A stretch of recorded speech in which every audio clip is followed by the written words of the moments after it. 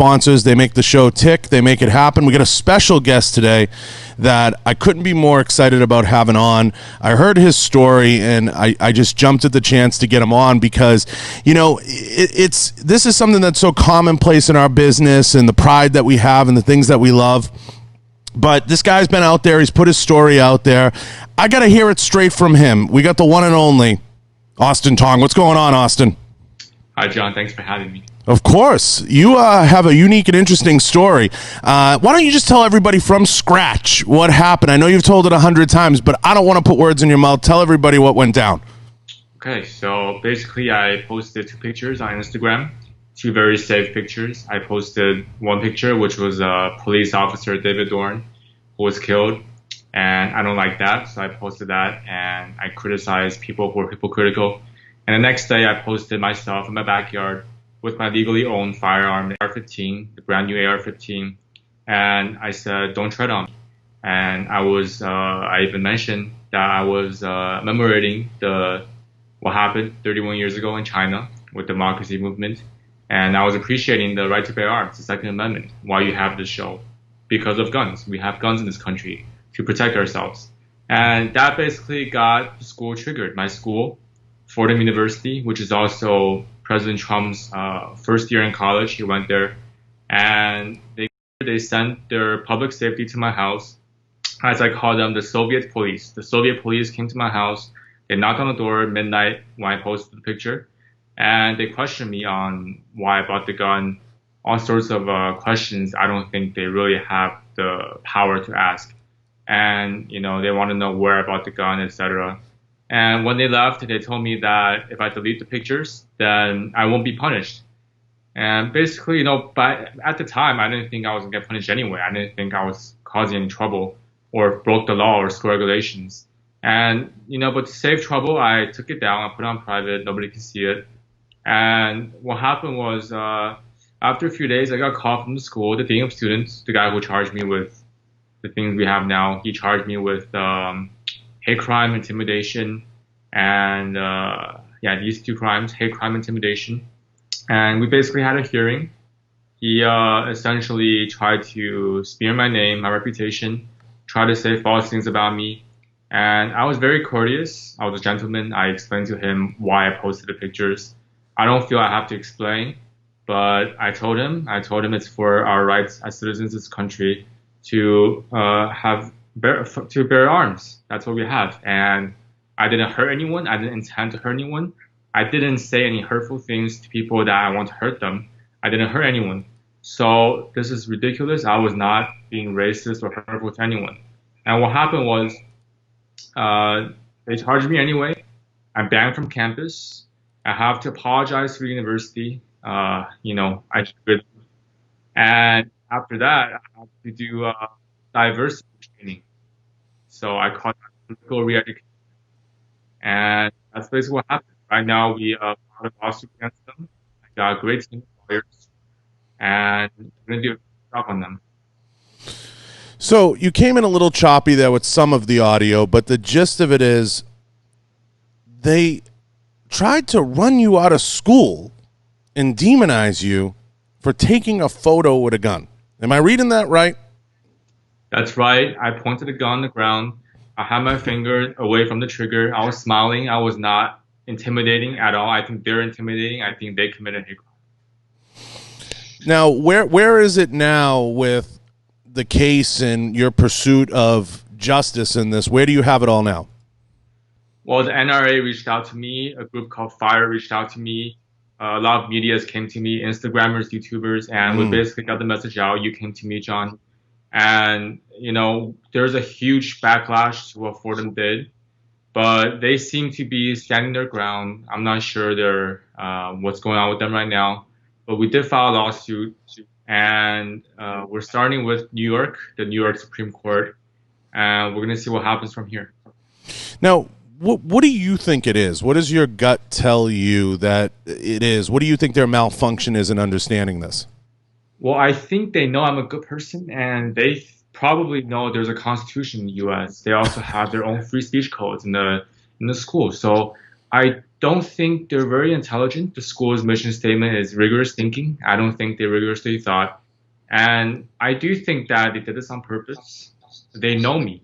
John, they know me. They know I'm a good person. I've worked with the guy who charged me for a while in student government, and he knows me. I'm a good person. And I think he bowed down to a mob. There was a mob of people, schoolmates, friends, former friends, that reported me to the school. So I do think that this was a hit job. I don't think that they actually think I did something wrong.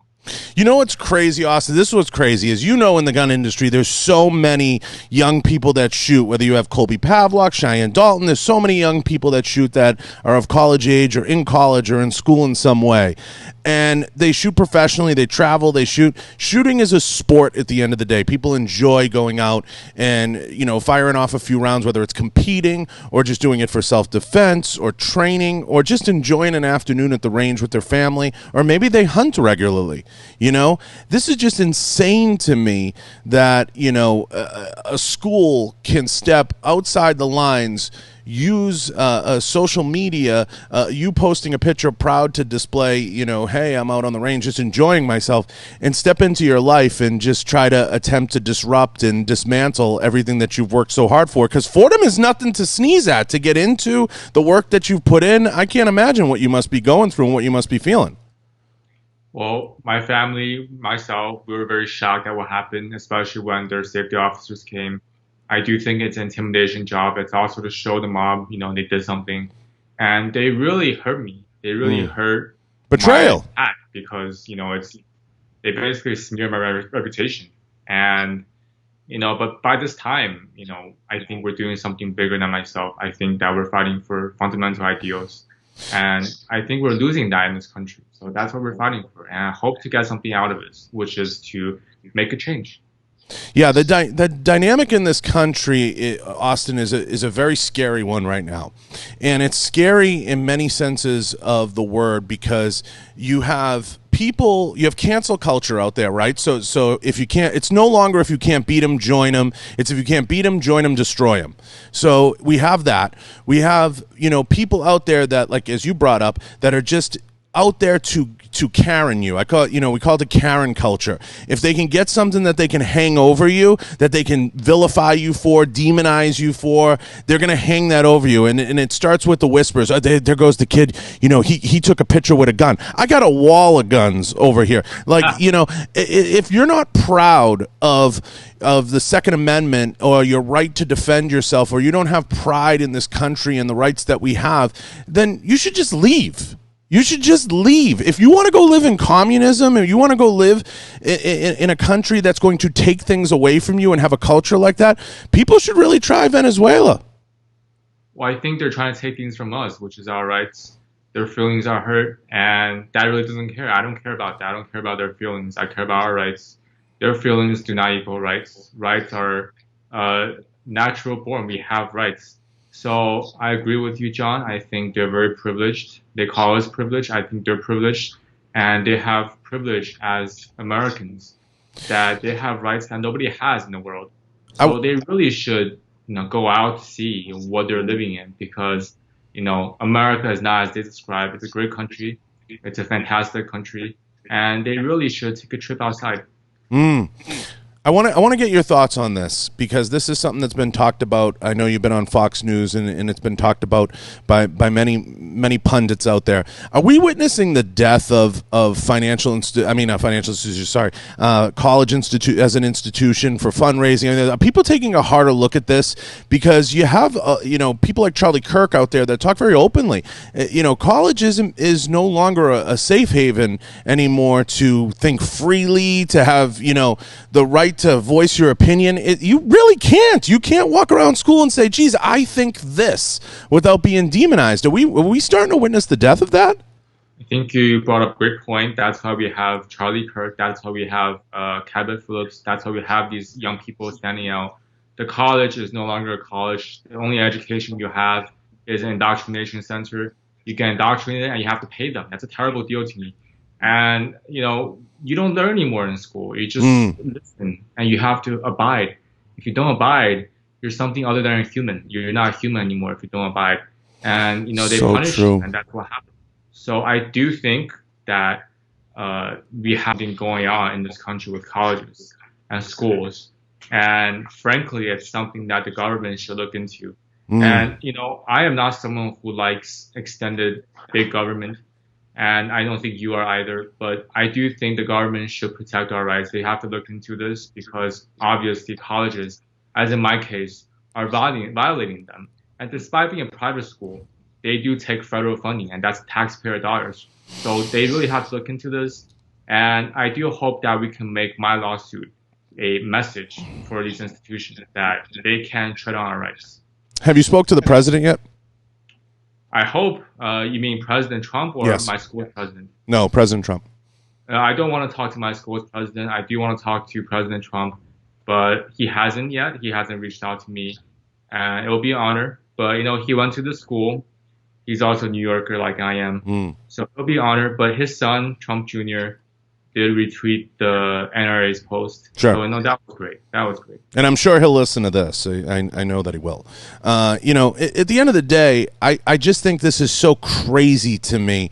And wherever the case goes, I really hope it continues to gain steam and get the national attention. Were you somebody that grew up with guns, that this is a part of your life, or did you just happen to go to the range hanging out?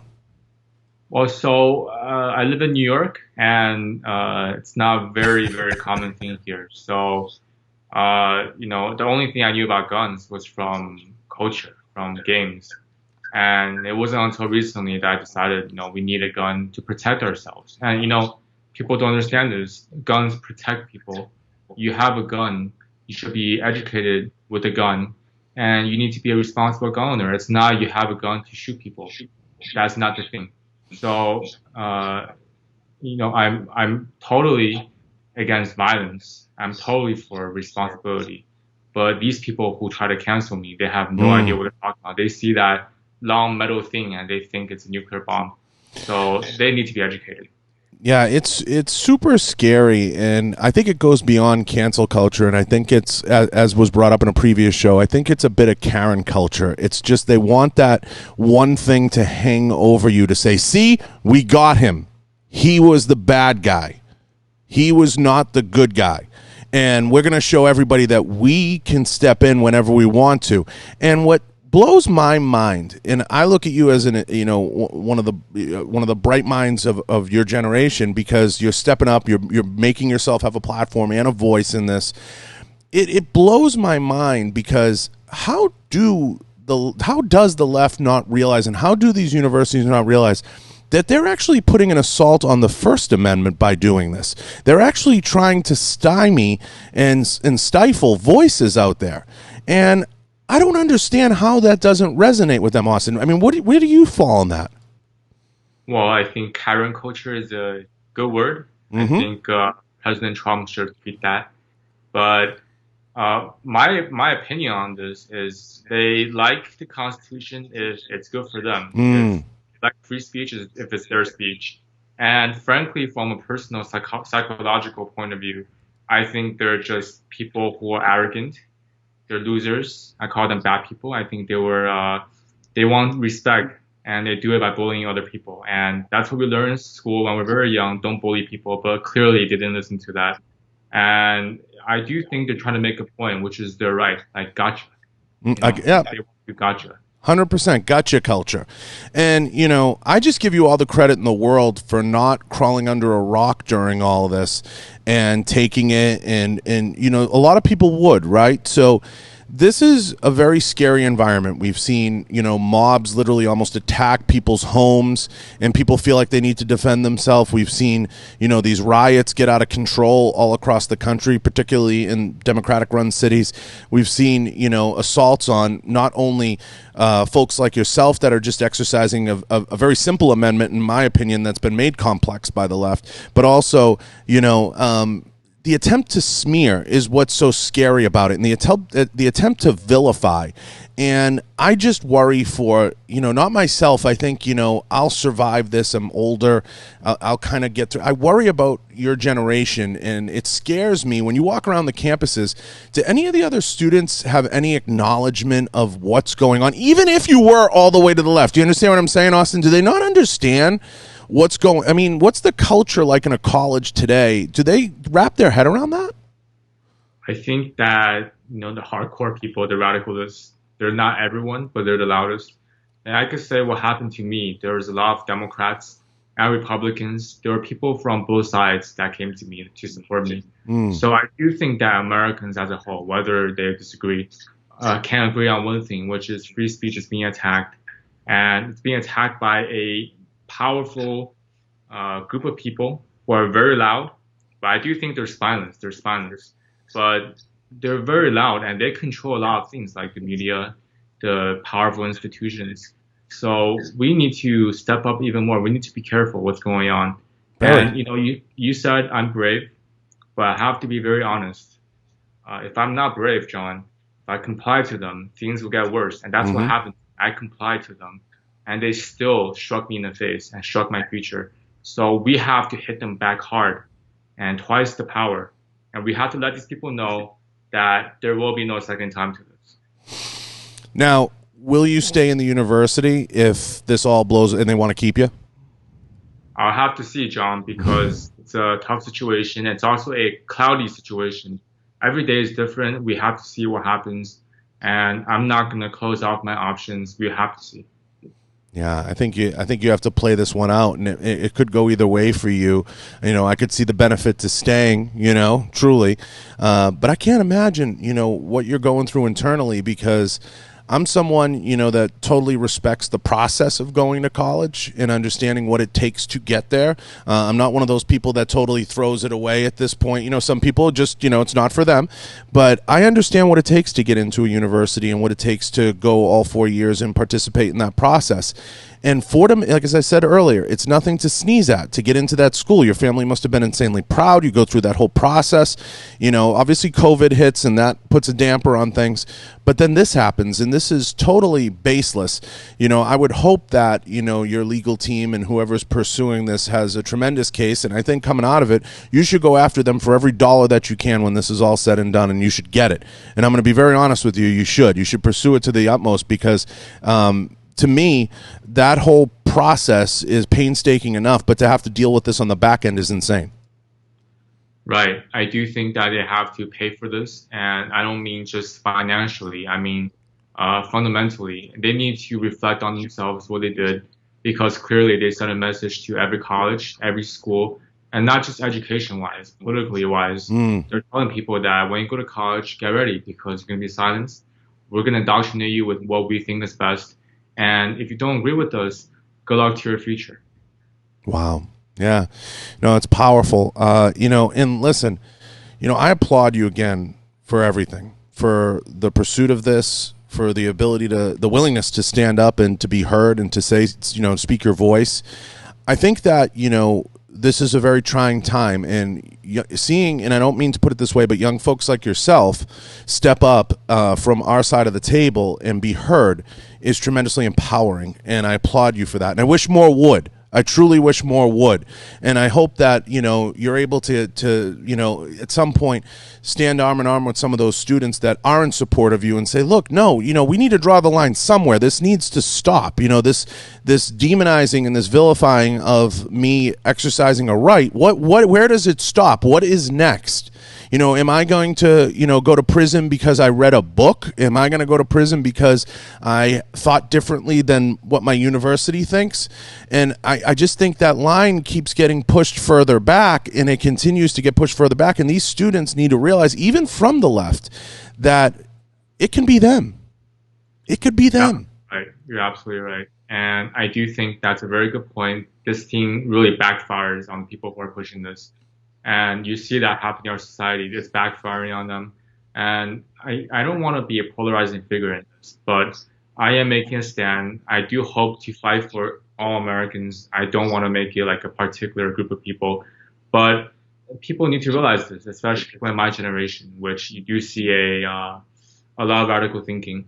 But I do think I'm very positive and optimistic for our country. I think society will adjust itself. I think the president's been doing a good job. I think that we have people like you, people like me, NRA, a lot of good people in the media. I Mm. think there are good people still, and we're standing up and we're telling people this needs to stop. And if you don't stop, this country will go to hell. Yeah, you're not wrong about that. I see this as a total ploy. You know, whether it's the politicizing of the COVID virus, whether it's the politicizing of firearms, which I find the firearms one pretty interesting, and I find Fordham's timing really terrible, and I'll tell you why. We've seen more gun purchases in the last 3 months than we've seen in total of the prior years.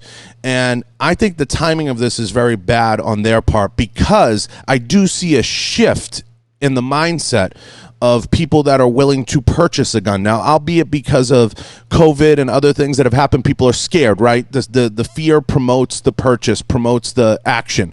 And I sat at a table the other night. I was at a dinner party with some friends and people. It was a birthday party. And there were people I was sitting with that had never even thought of purchasing a gun. They said, geez, I'm going to go get one. What should I get? And I'm like, you should get whatever's on the shelf, because there's nothing left.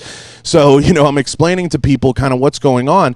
And I just think this is very poor timing to bring up the gun topic. And I don't, it's just an estimation, that as this election plays out, I don't think Biden will make this a big issue, because there's just not enough data on who purchased all those guns in the last 3-4 months. And I do think a lot of those middle of the road guys, Austin, that were kind of on the fence, that weren't necessarily gun people, are now starting to shift, because the politicizing of COVID and the politicizing of the fear structure through the riots and through everything that's gone on has put a scare into that Central American political voice. And by Central America, I mean the middle of the road people. And they're scared right now. And they're buying ammo and they're buying guns, and they maybe didn't before. So I feel their timing is really off on this. I think you're right. I think there is a shift in the thinking. I did see the data on that. I think it does show people are thinking differently now. I think people are tired of the radical thinking that we see in this country right now. And there's a pushback, not just by conservatives, but by moderates, like you said. And yeah. I do think that I'm one of them too, because the firearm to me was too far away. I didn't think I need one. But when the coronavirus happened, when you see what's going on in the country, it's a total disaster right now. With, it's not safe. And frankly, I don't trust that the law enforcement can protect me, because they're scared for their lives too. And that's very fair. So I do think that this serves as a lesson for all of us as citizens, that we need to be strong for ourselves. We need to be independent. We need to be armed. And that's not scary. I think it's scary not being armed. Being armed, being responsible is probably the best thing you can do. I think the term I like to use, Austin, is we have to be capable. And I think your generation more than any has to be capable, whether it's capable to defend yourself. And that's part of the reason why I started the show. I wanted to have people on that were striving to be capable, whether they were MMA fighters, whether they were shooters, whether they were jiu-jitsu practitioners, judo, whatever it was. They were people striving to be more capable in their daily life and be able to defend themselves and have a goal of being, in the defense community and be strong people. And I think, we're in a very scary time. And fear is nothing to play with. And I think the radical left dominates the party right now. And I think that always tends to backfire, because it's almost like going off a cliff, right? Like, it goes so far that even your base, your middle of the road, can't identify with what you are anymore. And I think you're going to see that play out, because you have too many people that are what I call, common sense thinkers out there. They inject common sense into their daily life, and common sense right now would dictate law enforcement's in full retreat, and it's not their fault. They're being forced into retreat. They're being told they could be sued. They're being told they could be fired. They're being told that if they sneeze on somebody wrong, it's going to, so this is totally playing into the hands of the extreme left, using this to drive everything off the cliff. And in doing that, they're going to alienate their middle of the road, which is the key voting base and which is the key demographic that they try to get out to vote. You're absolutely right. I think that it's gone too far left. It's gone too far radical.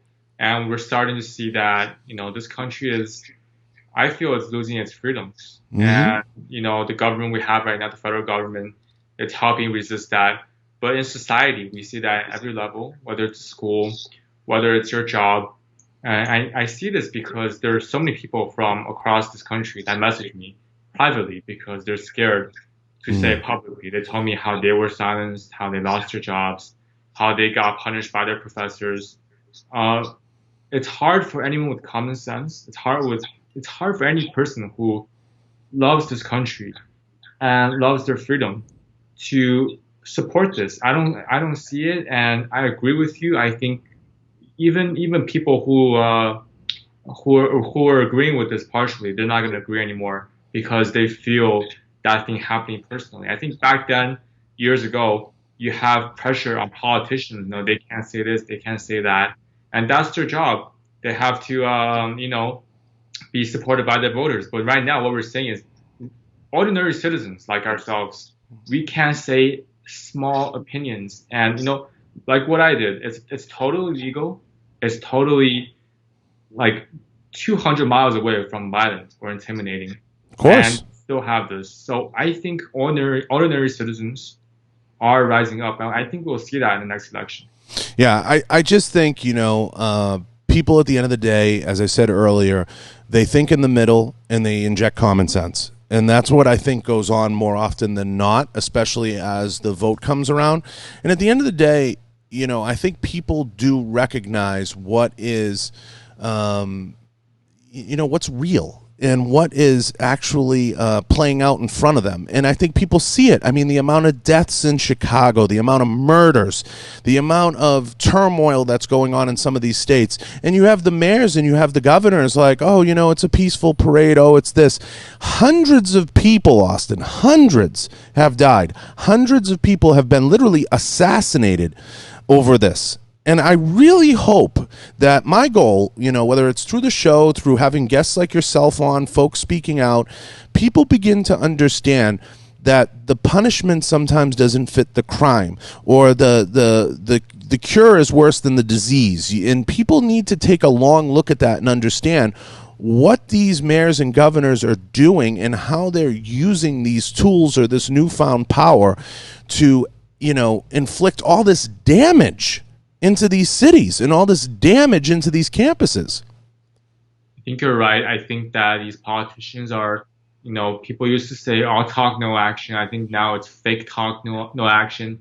They pretend to be everything's fine, and that's just to cover up their rear ends. This country is not doing well, and it's Mm-hmm. not just the virus; it's the thinking. And I think right now, what I'm doing, and my lawyers, and everyone behind this movement, is that we want to make Americans talk again and think again. And like you said, I think for a long term, nobody is thinking. Everyone's blaming each other. Amen. We can't have that. We need common sense back. And that's what I think the founding fathers of this country wanted. And you can never neglect the usefulness of the firearm, and that they used the firearm to liberate this country from the British control.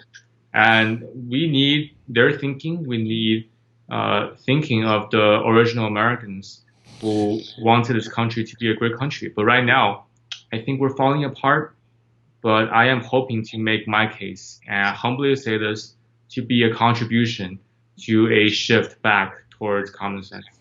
Yeah, I don't think necessarily we'll ever win the colleges back. I think that what will happen is college is going to start to become college is a business. First of all, that's number one. So these universities have all become a business, and I think at the end of the day, that fight is a 50-year war. It's too hard to win them back. They've been bought and paid for by the left, and they've been used as a breeding ground for Democratic candidates for a very long time now.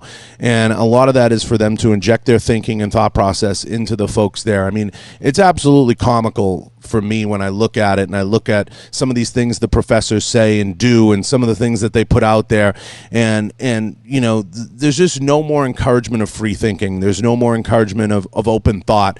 And I think, a lot of them are really scared because we're entering into a new era, Austin, and people don't understand this, and a lot of people over 50 don't understand this, and this is everybody across the board. There is a kid right now on YouTube somewhere who's opening presents who's making $20 million a year. People don't understand. We're going into a whole new world. It's a whole new marketplace. The days of working in a cubicle and the days of working, those are over. They're over. And that thought process is going to die really fast. We're going into an era where things like cable TV and movies, the movie industry is about to get rocked by this whole Epstein thing and this whole Ghislaine Maxwell deal. So that's about to go out the window because they're all pedophiles and they're all lunatics. That's about to go out the window. So there's no more heroes left. And the reality is people like yourself are the heroes. People that are coming out and speaking out are the heroes. And people need to stop going to movie theaters to look for the heroes, because the heroes are out there and they're speaking up and they're taking a stand, and it's happening right in front of our eyes. But we just have to open our eyes and absorb it and be willing to listen to the conversation. And when you have platforms like YouTube and podcasts and everything else for people to get out there and have their thoughts put out there, those are the platforms where you're getting the most free thinking, and those are the platforms where you're getting the most real thought. Nobody polices me here. I can say whatever I want to say. I can put what I want to put out there. People can try and cancel me, but at the end of the day, this is the space. And I think, that scares a lot of people. And that's why these regulated platforms like Twitter, that, they're able to go in and say, we're going to not let Don Jr. have his Twitter for X amount of days, which is preposterous. And it got hacked, or we can't figure it out. We're not going to allow this one. And, it's just, people got to understand we're going into a new era, and these professors who are pushing these careers on people that are going to be absolutely fucking non-existent in the next few years, they're just not going to exist. They're just not going to be there. And I think that scares the crap out of them, and they're trying to change that and stymie that and roll us back. You're absolutely right. And I agree with you that it's hard to change colleges. It's hard to change people's opinions.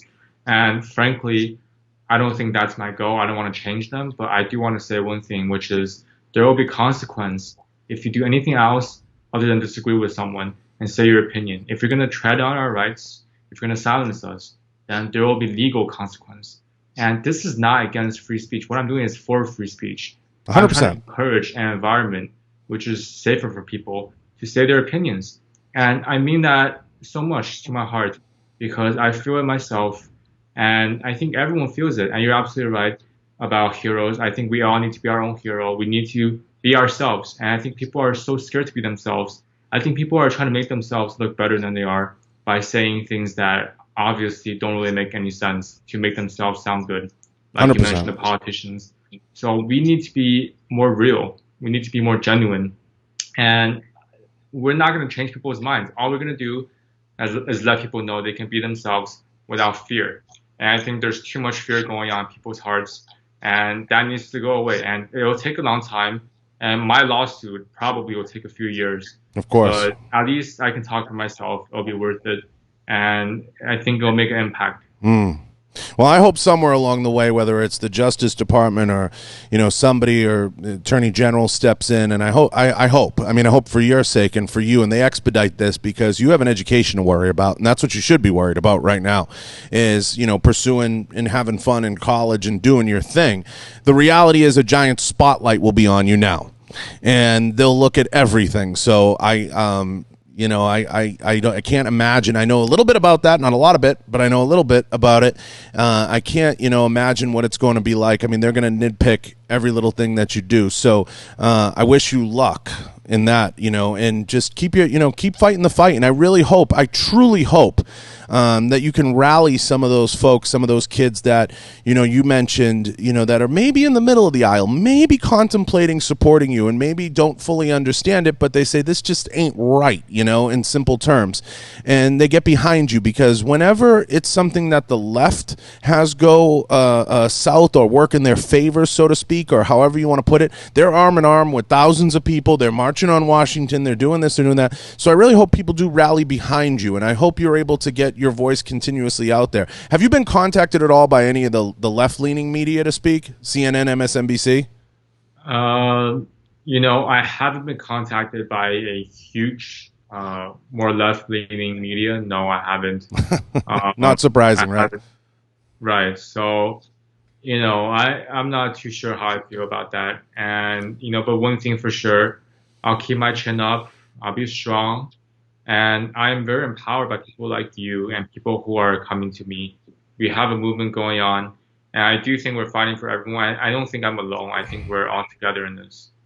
Well, my platform's always your platform, and if you make it out to Vegas, you're always welcome to be on. And anytime you want it, I truly believe that. And I think, at the end of the day, you are a patriot.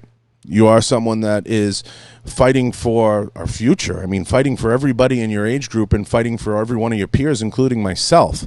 So I applaud you for that. And I think that, this is going to work out one way or the other.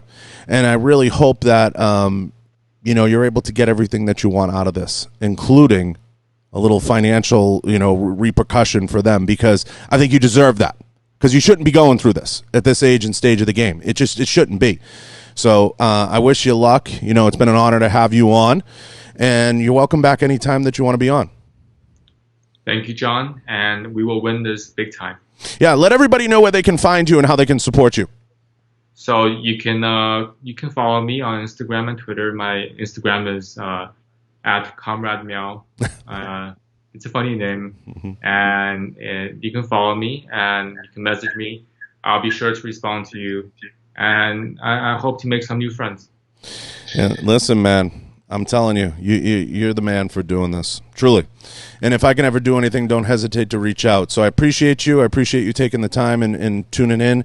And I can't thank you enough. I do want to take a minute to thank all the sponsors. I appreciate Austin for taking the time to come on. I want to thank Blackwater Ammunition. I want to thank Gallo Technologies. Of course, Rhino Metals and Galco Leather. And a big shout out to Right On Optics. Appreciate them, and I appreciate everything that they do for the show. Stay on the line, Austin. I appreciate it. We're going to sign off.